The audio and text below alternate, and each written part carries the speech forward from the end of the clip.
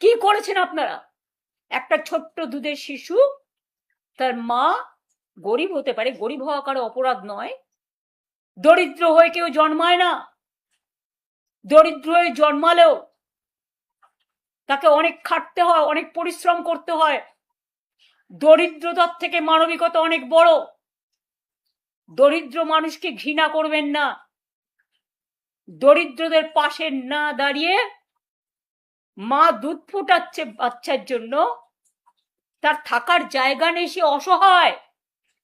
অসহায় মানুষের থাকার ব্যবস্থা তো করুন। আমরা তো অনেক নাইট শেল্টার করেছিলাম, অনেক জায়গায় থাকার ব্যবস্থা আছে, বাচ্চাদের পড়ার ব্যবস্থা আছে। দুধটাকে ফেলে দিতে আপনাদের গায়ে লাগে না? মনে রাখবেন, মায়ের অভিশাপ বড় অভিশাপ।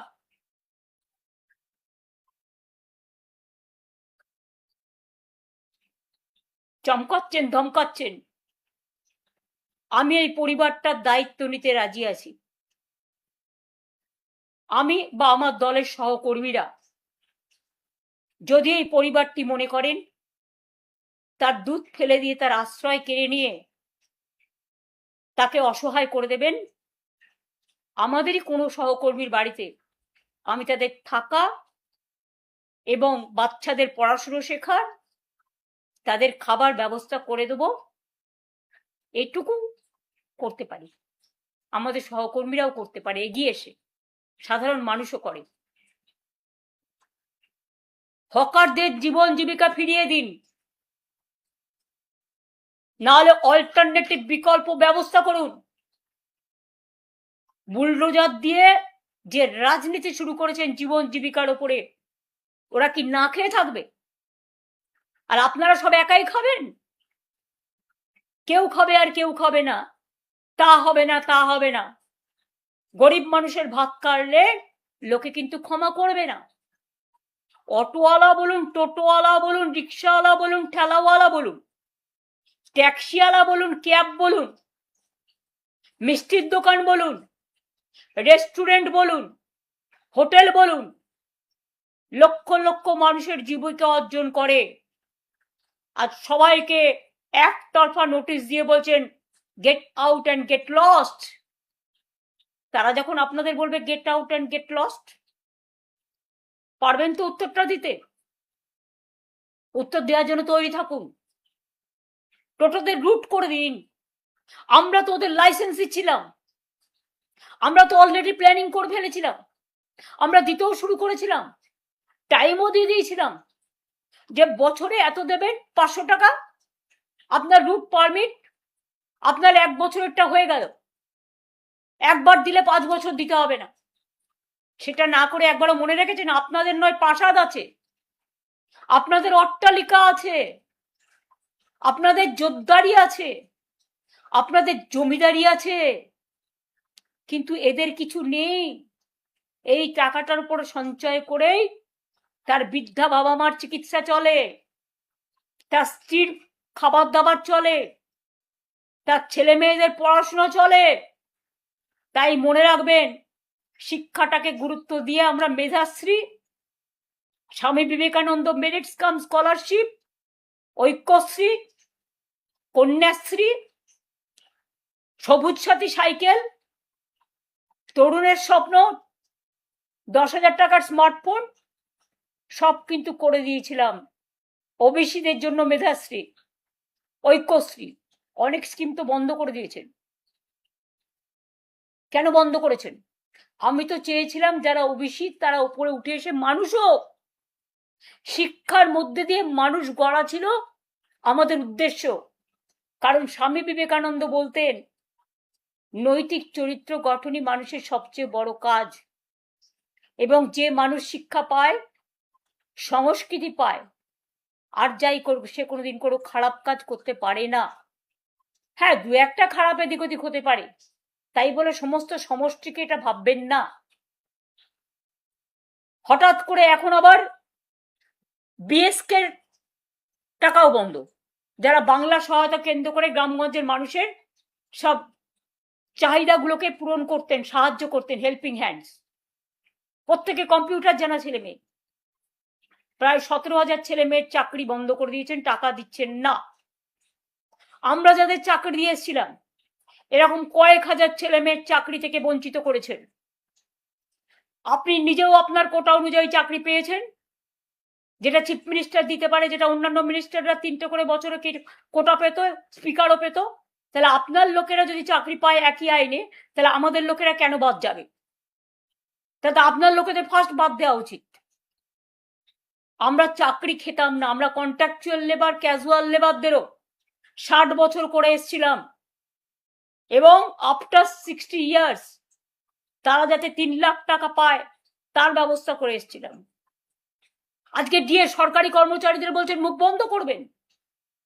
আমরা তো সুপ্রিম কোর্টের নির্দেশ অনুযায়ী 2009 সাল থেকে যে ডিএ লেফট ফ্রন্টের আমল থেকে পাওনা ছিল তার 25% ইলেকশনের আগেই দিয়ে দিয়েছিলাম, এবং আমাদের ফেব্রুয়ারি মাসের বাজেটে 1 এপ্রিল আমরা 4% ডিএ ঘোষণা করেছিলাম।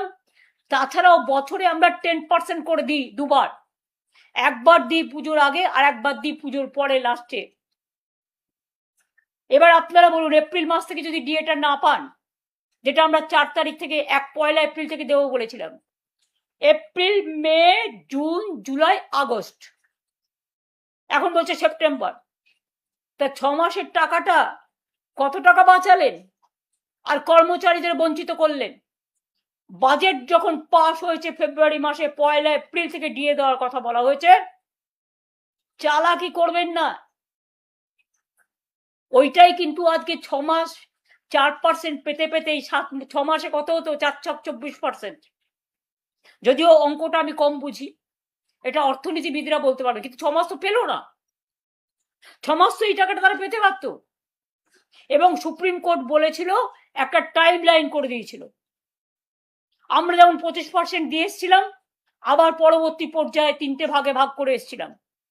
এছাড়াও 7 পে কমিশন আমরাই তৈরি করে এসেছিলাম, 6 পে কমিশন আমরা করেছিলাম, যার জন্য সরকারি কর্মচারী, টিচারদের অনেক কিছু বেড়েছিল, সুযোগ সুবিধা।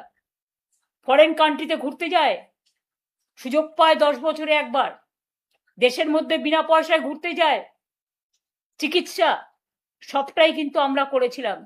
কিন্তু আপনারা কিছুই করছেন না, উল্টে আপনারা কি করছেন? গণতান্ত্রিক আন্দোলনের কণ্ঠরোধ করছেন। আমি আমার কথা বলছি না, সব রাজনৈতিক দলকে তার গণতান্ত্রিক অধিকার ফিরিয়ে দিতে হবে।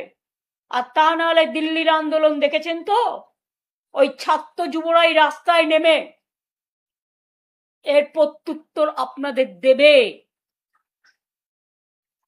এবং বাংলায় কিন্তু সেদিন আন্দোলনের আবার সেই সংগ্রামের বিপ্লবের চেহারা নেবে। বাংলা অনেক বিপ্লব করেছে, এখনো করতে জানে। আর একটা চুপিসারে কাজ ছাড়ছে, আমি সাধারণ মানুষকে সতর্ক করে দিয়ে বলতে চাই, সেটা কি? সেন্সাস শুরু করেছে। সেন্সাস মানে এনআরসি ফর্মে, এনপিআর ফর্মে আপনাকে ব্যাংকের অ্যাকাউন্ট নাম্বার দিতে হবে, মোবাইল নাম্বার দিতে হবে, আধার কার্ড নাম্বার দিতে হবে, পরিবারে কারা আছে তাদের সব পরিচয় দিতে হবে, ভোটার আইডি দিতে হবে, পাসপোর্ট দিতে হবে, ড্রাইভিং লাইসেন্স দিতে হবে, মোবাইল নাম্বার দিতে হবে, ব্যাংক অ্যাকাউন্ট দিতে হবে, কত কিছু।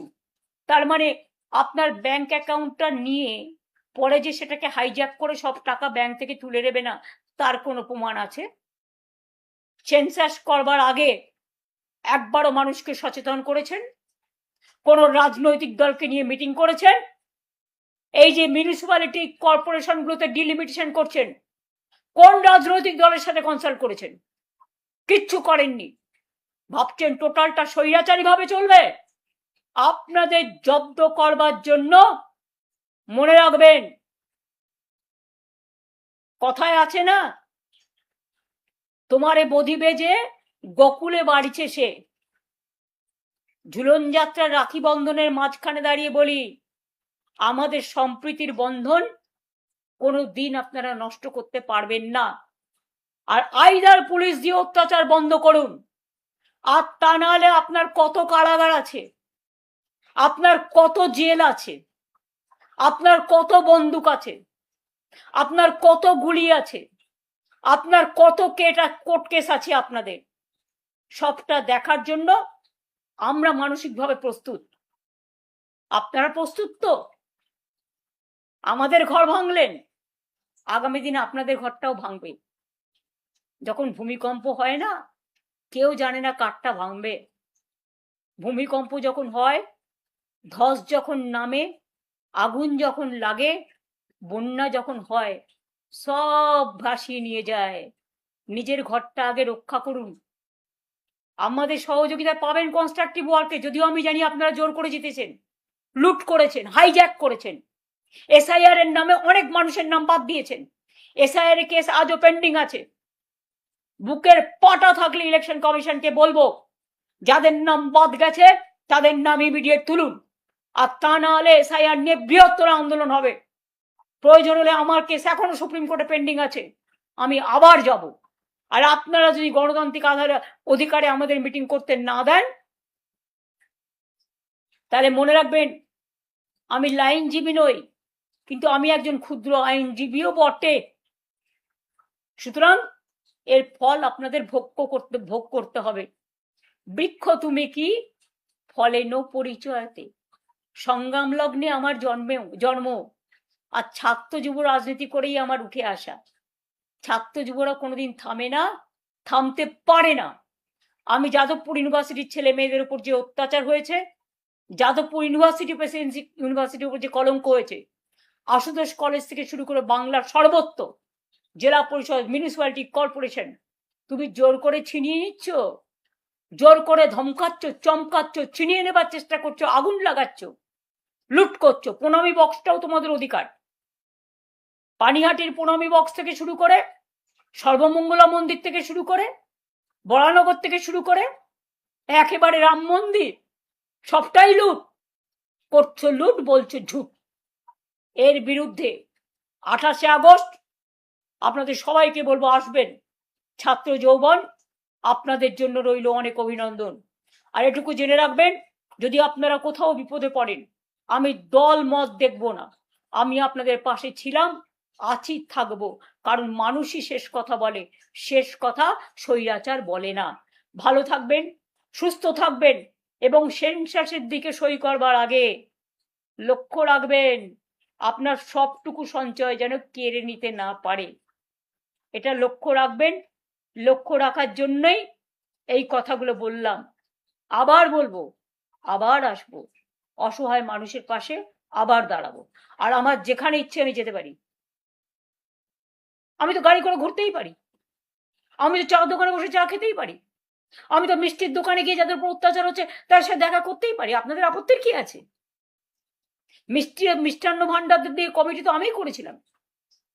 কাজে আমার যেখানে ইচ্ছা আমি যাব, এটুকু অধিকার আমার আছে। ক্ষমতায় জিতেছেন বলে এটা নয়, জোর করে জিতেছেন বলে জোর করে কারো সাংবিধানিক অধিকার, গণতান্ত্রিক অধিকার কেড়ে নেবে। দেখা হবে রাস্তায়। সুভাষচন্দ্র বসুর কোটেশন দিয়ে বলি, রাস্তাই আমাদের রাস্তা দেখাবে। দেখা হবে বন্ধু। ভালো থাকবেন, সুস্থ থাকবেন, ভরসা রাখবেন, আস্থা রাখবেন। সবাইকে ভালোবেসে বলি, সবাই যার যার মতো রাজনীতি করুন, ভালো থাকুন, কিন্তু বিজেপিকে বর্জন করুন। যারা ভালো তাদের সম্মান করুন, কিন্তু এই বিজেপি চাই না, চাই না, চাই না। এদের পতন খুব শীঘ্রই হবে, এইটুকু বিশ্বাস রাখুন। জয় হিন্দ, বন্দে মাতরম, ইনশাআল্লাহ, জয় বাংলা।